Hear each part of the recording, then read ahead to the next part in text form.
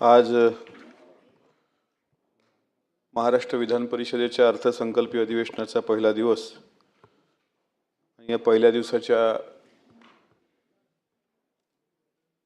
कामकाजामध्ये शोक प्रस्ताव आहेत आणि त्या शोक प्रस्तावातलं पहिलं नाव म्हणजे तुमचं आमचं सर्वांचं राजकीय दैवत म्हणता येईल आदरणीय दादांचं येणं।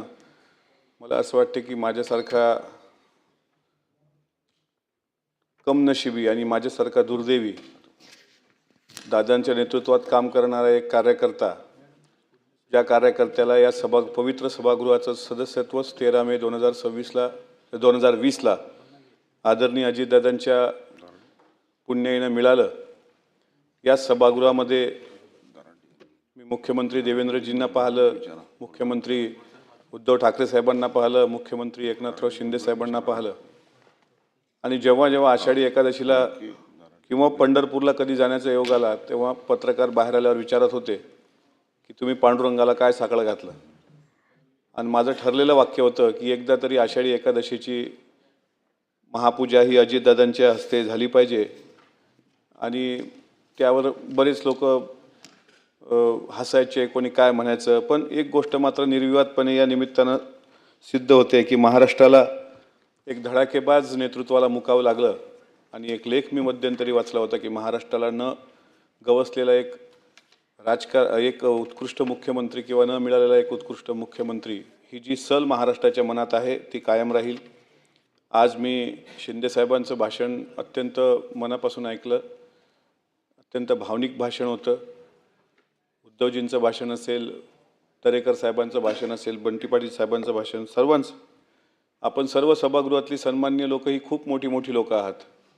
अगदी या टोकावर बसलेल्या नीलमताईंपासून अगदी सरनाईक साहेबांपर्यंत जे कोणी या सभागृहात बसलेले आहेत त्या तुमच्या तुलनेमध्ये मी फार सामान्य कार्यकर्ता आहे। माझे शेणाचे हात पेनाला लावणारा माणूस म्हणजे अजितदादा। आमच्या घरात कुठला राजकीय वारसा नव्हता। माझ्या वडिलांनी, माझ्या आजोबांनी, माझ्या खानदानात कोणी साधं ग्रामपंचायतचं सदस्यत्व पण काय असतं हे आम्हाला माहीत नव्हतं। 2019ला शारदा प्रांगणामध्ये बारामतीला छत्रपती संभाजी महाराजांच्या जयंतीच्या निमित्तानं एक व्याख्यानाचा योग आला। मला चांगलं आठवतं, रविवारचा दिवस होता आणि त्या दिवशी दादा उद्घाटन करून जाणार होते आणि कार्यक्रमाचा विषय त्यांनी वाचला की विषय काय आणि वक्ता कोण। मला म्हणाले तुम्ही कुठं असता? मी म्हटलं अकोला जिल्ह्यामध्ये असतो। तुम्ही काय करता? म्हटलं महाराष्ट्रभर छत्रपती शिवाजी महाराजांचा, शाहू फुले, बाबासाहेब आंबेडकरांचा इतिहास मांडणारा मी एक वक्ता आहे आणि मराठा सेवा संघ आणि संभाजी ब्रिगेड सारख्याच संघटनेत काम करणारा एक कार्यकर्ता आहे असं ज्यावेळेस त्यांना मी सांगितलं, चळवळीबद्दल आता नितांत आदर असणाऱ्या दादांनी ते पत्रिका वाचली आणि म्हणाले तुमचा विषय आजचा व्याख्यानाचा। मी म्हटलं स्वराज्य रक्षक छत्रपती संभाजी महाराज। स्वराज्य रक्षक संभाजी महाराजांचा हा विषय म्हणा, आमच्या पक्षात पण तुमच्याच नावाचे खासदार आहेत, डॉक्टर कोल्हे, अमोल कोल्हे, आणि ते पण छत्रपती संभाजी महाराजांचा इतिहास मांडतात आणि तुमच्या नावाचं आणि संभाजी महाराजांचं काही सख्य आहे का असं मिश्किलपणे म्हणाले। आणि माझ्या भाषणाला सुरुवात होण्यापूर्वी मी विनंती केली होती आयोजकांना की दादांनी कार्यक्रमाचं उद्घाटन करून निघून जावं पुढं, पण दादांना कोणीतरी सांगितलं आयोजकांपैकी की दादा भाषण संभाजी महाराजांचं चरित्र या वक्त्याच्या तोंडून ऐका, हा जरा वेगळ्या पद्धतीनं मांडतो। आणि दादांनी गाडी टर्न केली आणि श्रोत्यांमध्ये जाऊन बसले आणि 2 तास 15 मिनटं दादांनी ते पूर्ण भाषण ऐकलं। आणि भाषणानंतर ऐकल्यानंतर 3 महिन्यानंतर मला दौंड शुगर कारखान्यावरून त्यांचे स्वीय सहाय्यक अनिल ढिकले यांचा फोन आला। माझ्याकडे नंबर पण नव्हता, मी बीड जिल्ह्यामध्ये शिवजयंतीच्या व्याख्यानाला होतो। त्यावेळेस दादांनी म्हटलं मी 3 महिन्यापूर्वी तुमचं बारामतीला व्याख्यान ऐकलं, संभाजी महाराजांवर खूप चांगलं बोललात तुम्ही, तुम्हाला कधी मुंबईला येता आलं तर या आणि मला पक्ष कार्यालयात भेटा। त्यावेळेस पक्ष कार्यालय बलाट पेअरला होतं, पण त्या दिवशी ते बंद होतं आणि मग B4 बंगला होता विरोधी पक्षनेते धनंजय मुंडे साहेबांचा, आणि तिथे मला भेटीचा वेळ ढिकले साहेबांनी दिला। आणि त्यानंतर त्यांनी मला विचारलं की तुम्ही काम करणार का? मी म्हटलं हो, आमच्या पक्षात येणार का? दादा माझा काही राजकारणाशी संबंध नाही, पण तुम्हाला पाहायला भेटलं हेच माझं सौभाग्य समजतो। त्यामुळे तुमचं येत असाल तर तुम्हाला आम्ही पक्षात जबाबदारी देऊ। जयंत पाटील साहेब पण होते, मला चांगलं आठवतं, भुजबळ साहेब तिथे होते. हे माझा अनुभव मी सांगतोय आणि त्या त्या अनुभवातून, कारण माझ्यापेक्षा सर्व अनुभवी लोक आहेत. तुम्ही प्रशासकीय अनुभव दादांचे सांगितले, पण मला एक खाजगीचा अनुभव दादांचा सांगायचा होता. त्या दिवशी झालं असं की जयंत पाटील साहेब म्हणाले की तुम्ही बूथ बांधणीचा कार्यक्रम पक्षाचा हाती घ्या. त्यावेळेस दादा मिश्किलपणे हसले, म्हणत हा बूथ बांधणीच्या कामाचा माणूस नाही आहे, हा जरा मैदान मारण्याच्या कामाचा दिसतो, त्याच्यामुळे याला महाराष्ट्रभर आपण फिरवूया. आणि शिवस्वराज्य यात्रा खासदार कोल्हे साहेबांच्या आणि उदयन महाराजांच्या नेतृत्वात महाराष्ट्रात निघाली होती आणि त्या शिवस्वराज्य यात्रेमध्ये सहभागी होण्याकरता दादांनी मला म्हटलं की तुम्ही या यात्रेमध्ये सहभागी व्हा. त्याच दिवशी पक्षातल्या अनेक लोकांनी पक्ष पण सोडून दुसऱ्या पक्षात गेले होते, पक्ष खाली झाला होता आणि जवळपास दादांनी अमोल कोल्हे, खासदार डॉक्टर अमोल कोल्हे साहेब यांच्यासोबत मला महाराष्ट्रभर एक संधी दिली. शिवस्वराज्य यात्रेच्या माध्यमातून मी महाराष्ट्रभर फिरलो आणि त्याच्यानंतर 3 महिन्यांनी 2019च्या विधानसभेच्या निवडणुका लागल्या आणि मग मला पण लोकांनी प्रचार सभेच्या निमित्तानं मागणी केली आणि मग आमच्या पक्षाच्या बरेच आमदार निवडून आले. महाराष्ट्र गाजवता आला, दादांसोबत फिरता आलं, प्रत्येकाच्या सभेला जाता आलं आणि 68 सभा, जीवनात कधी एसटी प्रवास न करणारा, म्हणजे फार कमी करणारा मी व्यक्ती, 68 सभा 2019ला मला मिळाल्या विधानसभेच्या. त्यावेळेस दादांनी पक्षाचा प्रचार करायला मला पहिल्यांदा हेलिकॉप्टरची व्यवस्था करून दिली आणि हेलिकॉप्टरमध्ये मी आणि जयंत पाटील साहेब यांनी पूर्ण महाराष्ट्र पिंजून काढला. तो माझ्या जीवनाचा पहिला हेलिकॉप्टर प्रवास होता. पराभवानंतर एक रमेश थोरात, दौंडचे विधानसभेचे सन्माननीय माजी सदस्य, त्यांचा 650 मतांनी पराभव झाला होता आणि कार्यकर्त्यांनी एक पराभवाचा मेळावा घेतल्यानंतर दादांनी म्हटलं की एखादी सभा जर धनंजय मुंडे साहेबांची किंवा दादांची किंवा कोल्हे साहेबांची झाली असती तर ते 700 मताचा फरक निघाला असता. तर कार्यकर्त्यांनी म्हटलं जाऊ द्या, आता विधानसभा गेली तर जाऊ द्या, पण त्यांना विधान परिषदेवर संधी द्या. तेव्हा दादा चिडले आणि दादांच्या तोंडून आपसूक निघालं की काय आता तुम्हाला विधानसभेत संधी देतो, त्यात तुम्हाला निवडून येता येत नाही, आता विधान परिषद पण मागता. आता नाही, त्या पोरगं लय फिरलंय जरा पक्षासाठी, त्यानं जीवाचं रान केलं आहे, मी करन तर आमदार त्यालाच करन. आणि ती टी व्हीवर बातमी आली. त्यावेळेस मी अमरावती जिल्ह्यामध्ये एका कार्यक्रमामध्ये होतो आणि मला वाटलं टी व्हीवर अशी बातमी जरी आली तरी हे किती म्हणजे सुखद धक्का आहे हा, की आपल्याला म्हणजे एक सर्वसामान्य कुटुंबातला माणूस, मी आज प्रामाणिकपणे या सभागृहात सांगतो की माझ्या वडिलांनी दुसऱ्यांच्याकडे फक्त सालगडी म्हणून काम केलं 20 वर्ष. त्यांच्याकडे शेण काढणं, गाई धुवणं आणि बैल चारणं, पुरण आणणं शेतामधलं, अशा कुटासा या छोट्याशा गावात, खारपान पट्ट्यातलं गाव, जिथं आता कपाशी व्यतिरिक्त दुसरं कुठलंच पीक घेता येत नाही. शापित असलेला विदर्भ, जो शेतकरी आत्महत्येचा भाग आपण म्हणतो, त्या भागातून एका सामान्य कुटुंबातल्या व्यक्तीचं नाव, अजितदादांचं वाक्य होतं, त्या टी व्हीवर सुरू होतं की आमदार करणार तर मिटकरीलाच करणार. आणि कोरोना लागला होता आणि कोरोनाच्या काळात मला 9 मेला फोन आला दादांचा. रामायण टी व्हीवर सुरू असताना मी बाहेर फिरलो आणि म्हणाले तुझे काही पुस्तकं प्रकाशित आहेत काय? मी म्हटलं नाही दादा. तर म्हणाले काय तुला भाषणं जी केली त्याचं काही ऑडिट आहे का? म्हटलं काहीच नाही. तर त्यांनी फोन ठेवून दिला. नंतर मला 2 महिन्यानं कळलं होतं की राज्यपाल कोट्यामध्ये याचे निकष लागतात आणि ते निकष आपल्याकडं नाही आहेत. म्हणून दादांनी विधानसभा सदस्यातून विधान परिषदेवर आणण्याकरता एकटे दादा, म्हणजे पूर्ण पक्षाच्याही लोकांचा विरोध असताना, मी अगदी जबाबदारीने सांगतो, सतीश चव्हाण साहेब तुम्ही याचे साक्षीदार आहात, आणि त्यावेळेस 2 नावं फायनल झाली होती. एक शशिकांत शिंदे साहेब आणि 115 लोकांमधून शॉर्टलिस्ट काढून दुसरा अमोल मिटकरी, जो या महाराष्ट्र विधान परिषदेच्या पवित्र सभागृहाचा सदस्यत्व ज्या दिवशी उद्धव साहेबांनी शपथ घेतली, ज्या दिवशी नीलमताईंनी शपथ घेतली, राजेश राठोड साहेब होते, आम्ही सगळे 9 लोक, आणि त्या दिवशी दादांच्या आशीर्वादानं मी या परिषदेवर आलो. 2 वर्ष मला कामकाज कळत नव्हतं, कशा पद्धतीनं सभागृहाची आयुधं मांडायची कळत नव्हतं. रामराजे साहेब त्यावेळेस सभापती होते, त्यांना पण भेट होतो. नीलमताई उपसभापती होत्या, त्यांचं खूप मार्गदर्शन असायचं. आणि कोरोनाच्या काळात मंत्रालयात गेल्यानंतर पहिल्यांदा मी एका बदलीचं पत्र दादांकडे घेऊन गेलो. म्हटलं एक बदली आहे DYSPची. दादांनी ते पत्र वाचलं आणि दादा त्यांच्या कडक भाषेमध्ये म्हणले, हे तुला बदल्या घेऊन आणण्याकरता काही आमदार केलेलं नाही, आमदार विधान परिषदेचा काय असतो तर जरा विधान परिषदेमध्ये बसा, पूर्ण वेळ तिथे हजर राहत चला. तिथे हजर राहताना महाराष्ट्राचा कानाकोपरा त्या ठिकाणी कळत असतो. चांगले चांगले संसदपटू त्या विधान परिषदेमध्ये आहेत आणि हे अशा बदल्याची कामं, मोठे मोठे रस्त्याची कामं हे विधानसभेच्या लोकांची असतात. हे विधान परिषदेच्या लोकांनी फारसं डोकं घालायचं नाही. आणि हे विद्वानांचं सभागृह आहे असं म्हणून पहिल्या दिवशी इतकं झापलं की त्याच्यानंतर मी परत बदलीचा कागद घेऊन दादाकडे काही गेलो नाही.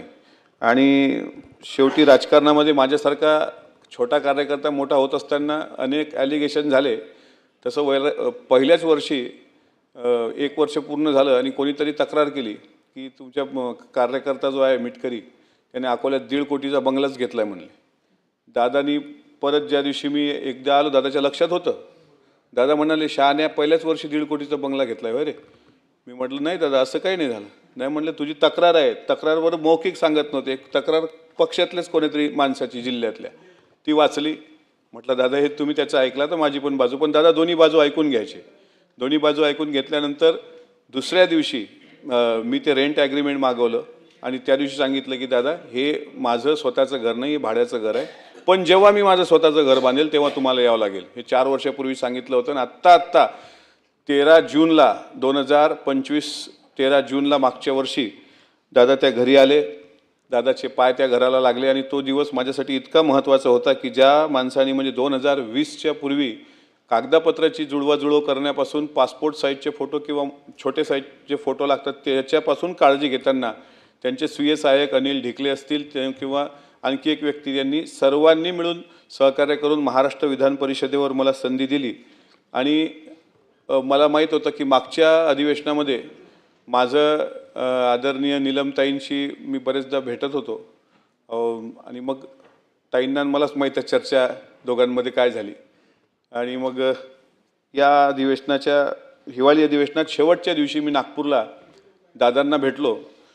दादा म्हटलं, पुढं आता आणखी मला जबाबदारी द्या, संघटनेत मला काम करायचं आहे. तर दादा त्या दिवशी म्हणाले की 23 फेब्रुवारीला आपल्या महाराष्ट्राचं अर्थसंकल्पीय अधिवेशन आहे. त्याच्या पहिल्या दिवशी 2 वाजेपर्यंत आपलं कामकाज आटोपलं का तू 4 वाजता संध्याकाळी देवगिरीला येऊन भेट. तो दिवस म्हणजे आजचा 23 फेब्रुवारी 2026ला संध्याकाळी 4 वाजताची अपॉइंटमेंट मी अजितदादांची देवगिरीवर घेतलेली आहे. आणि आत्ता 2:15 वाजता अजितदादांचा शोक प्रस्ताव मांडायला मी जर सभागृहात उभा असेल, यापेक्षा वाईट परिस्थिती आणि वाईट काळ हा माझ्यासाठी असू शकत नाही.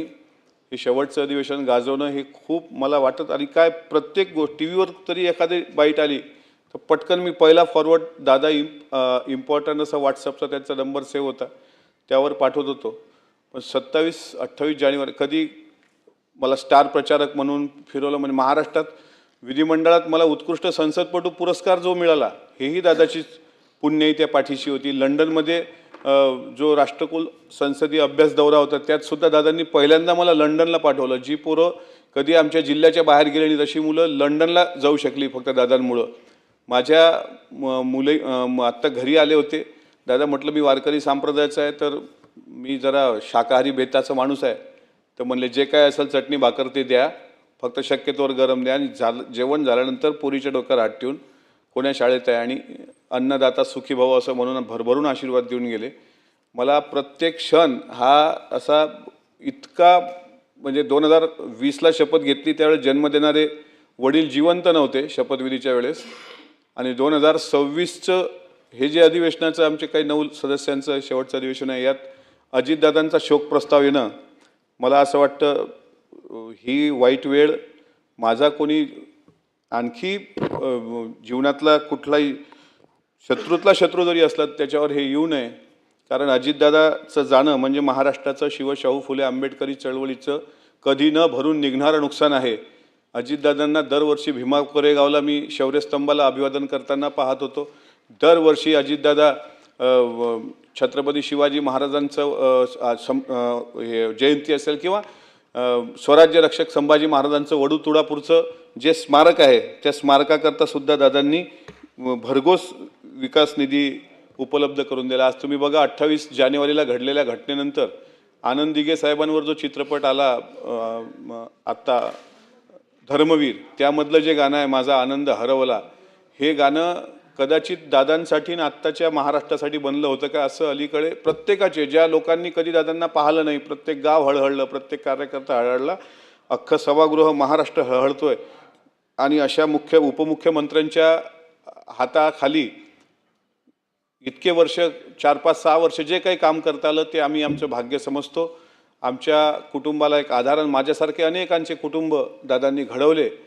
पण जर संतवचन असं आहे की याच्यासाठी केला होता अट्टा असं आणि दिस शेवटचा गोड व्हावा असं जर संतवचन असेल तर दादाचा जीवनाचा शेवटचा दिवस गोड का झाला नाही याबाबत सुद्धा पांडुरंगाला भांडावं वाटतं आणि पांडुरंगाशी झगडावं वाटतं. की 40शीतले तुकाराम महाराज अचानक जसे जातात, त्यानंतर तुकोबाचे लहान भाऊ कान्होबा हे सदुंबरेला जाऊन हातात दगड घेऊन त्याच विठ्ठलाशी, ज्या विठ्ठलाचं वर्णन करताना शिंक जांभुळी खोकला नितुका वेळ वाया गेला, म्हणजे शिंक आली, जांभुळी आली, खोकला आला असेल, इतक्याचदा विठ्ठलाचं नामस्मरण न करणाऱ्या तुकोबाला अचानक जर जावं लागलं तर तेच दगड हातात घेऊन त्यांचा भाऊ कान्होबा विठ्ठलाशी भांडण करताना म्हणतो, धिंद धिंद तुझ्या करीनं चिंधळ्या. हे गाथेतले अभंग आहेत की तुझ्या चिंधळ्या चिंधळ्या विठ्ठला मी करेल, कारण माझा भाऊ अचानक कुठं गेला. आज सगळ्यांचं भाषण ऐकताना मोठे दादा गेल्याचा सुद्धा शिंदेसाहेबांनी त्यांच्या भाषणामध्ये सांगितलं.